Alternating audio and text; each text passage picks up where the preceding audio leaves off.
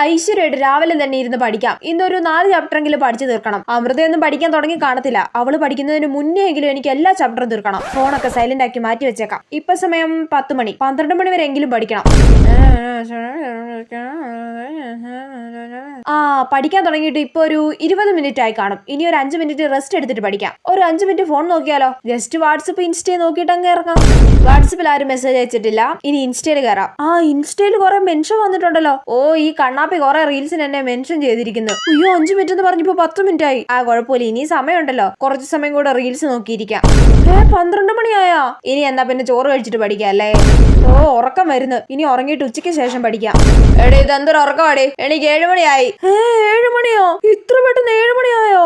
എന്തായാലും ഇനി രാത്രി ഇരുന്ന് പഠിക്കാം.